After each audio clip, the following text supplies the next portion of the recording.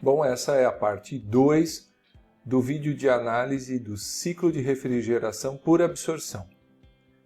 Bom, continuando exatamente onde estávamos, sabíamos já as vazões em massa em cada tramo do circuito e, obviamente, as pressões.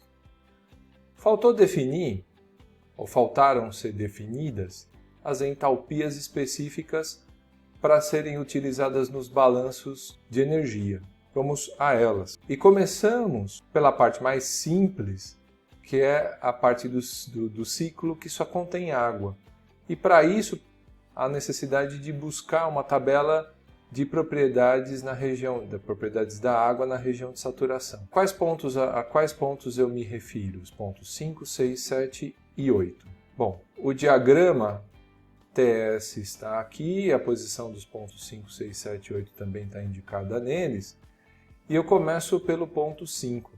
O ponto 5 é vapor superaquecido e eu, na verdade, precisaria da tabela da água na região de superaquecido, mas posso usar uma aproximação que funciona relativamente bem. Para utilizar ainda a tabela na região de saturação, mesmo para esse ponto de superaquecido. E como é que isso pode ser feito? Para encontrar a entalpia de vapor superaquecido, eu posso aproximá-la pela entalpia de vapor saturado na temperatura que o ponto 5 está, ou seja, na temperatura de 100 graus Celsius, e aí eu obtenho 2.676,1 kJ por quilograma. O ponto 6, está bem indicado aqui que é um valor aproximado, mas é uma aproximação boa. O ponto 6 é líquido saturado na pressão de 7,38 kPa absoluto, então eu tenho que ir e a temperatura de saturação nessa condição é de 40 graus Celsius.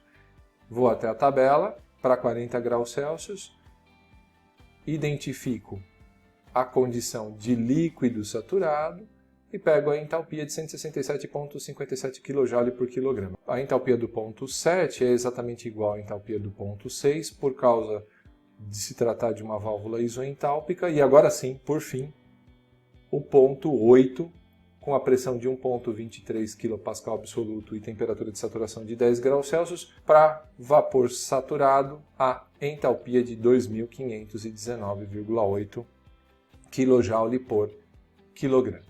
Procedemos agora, então, para as seções em que há mistura.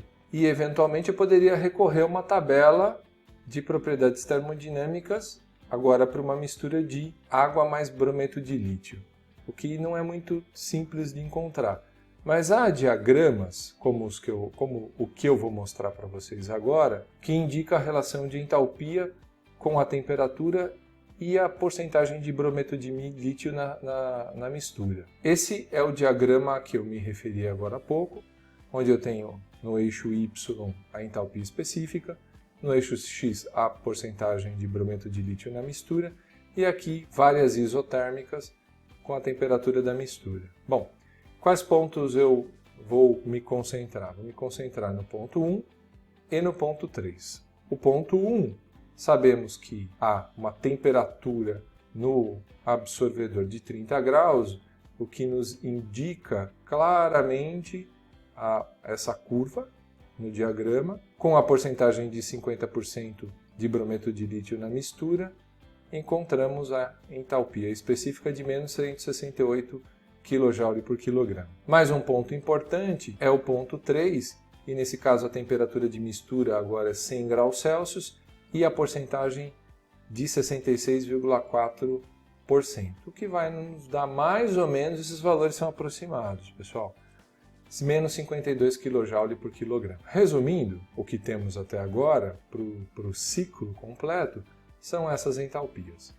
E a partir desse momento é possível aplicar os balanços de energia, a equação da conservação de energia, para cada um dos equipamentos, para o condensador, para o evaporador, para o absorvedor, para o gerador e também para a bomba. Então, o primeiro equipamento que eu vou equacionar é o condensador. Então, o meu volume de controle é coincidente com o condensador, lembrando que o condensador está rejeitando o calor para o ambiente, é uma taxa de transferência de calor no condensador. Eu estou desprezando as variações de energia cinética e potencial, a equação da conservação da energia para um volume de controle coincidente com o condensador ficará assim, mais M5H5 menos M6H6 menos a taxa de transferência de calor no condensador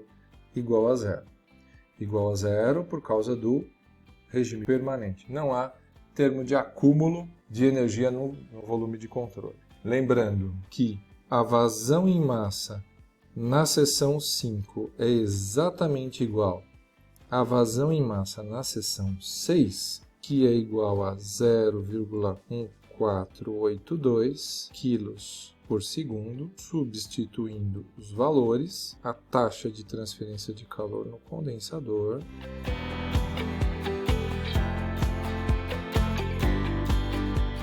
Cuidado com as unidades. Aqui, a unidade da vazão em massa, quilos por segundo, e da diferença de entalpia, quilojoule por quilograma, quilojoule por quilograma. O quilograma vai embora, o resultado é quilojoule por segundo, ou seja, quilowatt.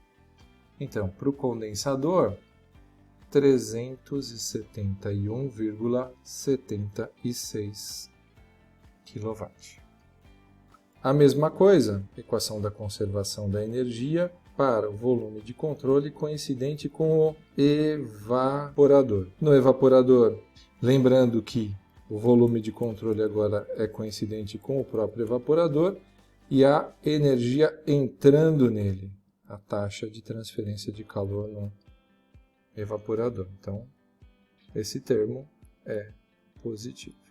A vazão em massa 7 é igual a vazão em massa 8, que é justamente a vazão em massa 5. O que a taxa de transferência de calor no evaporador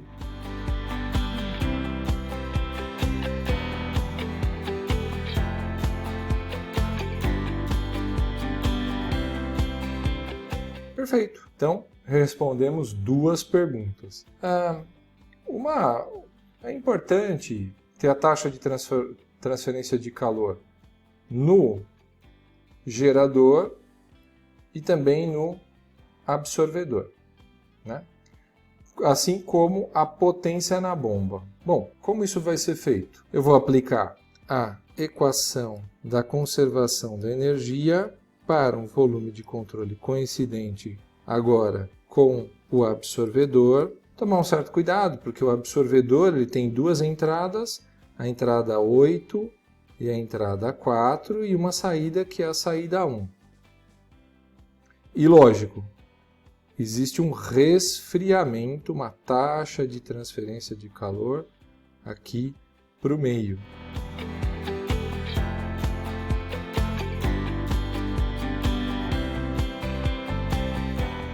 Eu chamei a taxa de transferência de calor de taxa de transferência de calor por resfriamento no absorvedor. Bom, todos os valores a gente tem. O M8 é exatamente igual ao M5, 0,1482. O H8, 2519,8. O M3 também temos. O H4 é igual ao H3.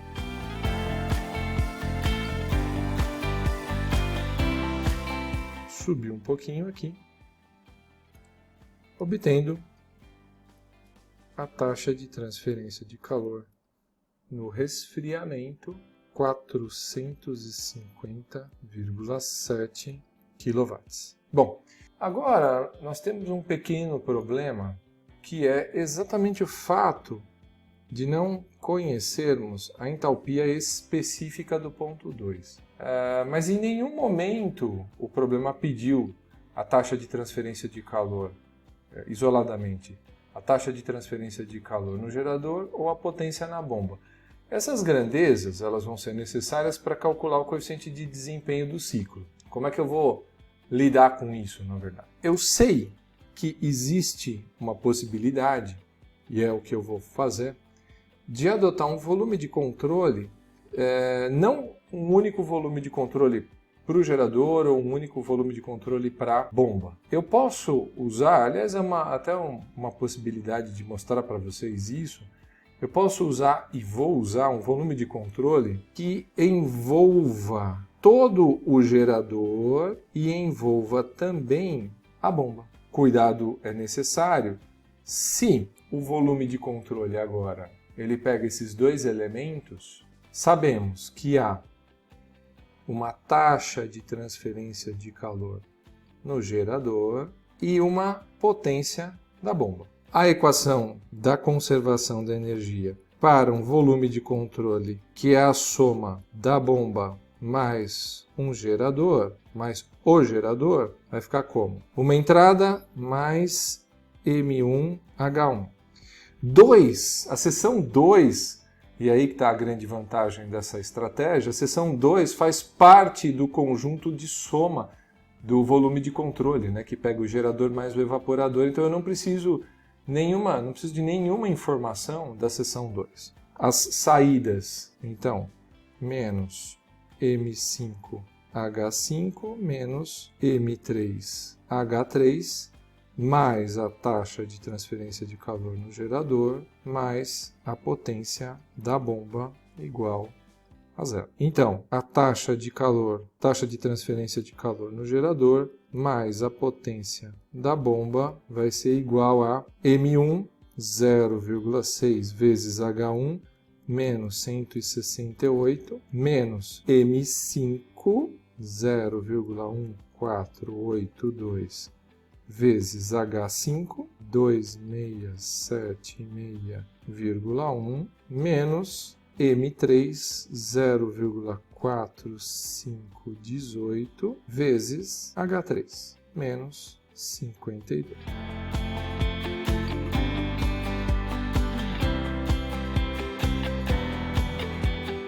Tenho uma grandeza que é a soma dessas duas, da taxa mais a potência da bomba. Nessa etapa é possível, vou apagar um pouquinho porque já está bastante poluída aqui a indicação, então vamos apagar um pouquinho. É importante fazermos uma verificação da equação da conservação da energia para o ciclo completo, lembrando que há uma entrada que é o Q do evaporador, então positiva, uma saída, o Q do condensador, o Q ponto, aqui uma entrada no ciclo Q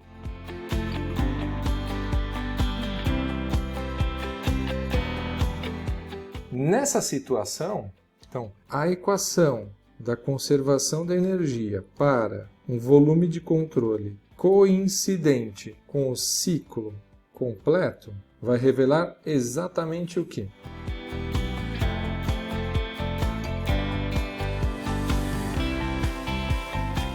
Uma verificação vai notar que isso, salvo problemas de arredondamento por causa das entalpias, isso vai acontecer mesmo. Bom, para terminar esse exercício, o coeficiente de desempenho é o efeito desejado sobre o que está sendo empregado para obter esse efeito. Então, o efeito desejado é a refrigeração, a taxa de transferência de calor no evaporador. O que está sendo empregado é a potência da bomba mais a taxa de transferência de calor no... Então, isso aqui dá 348,6 por 473,9. O coeficiente de desempenho é de 0,736. Obviamente, adimensional.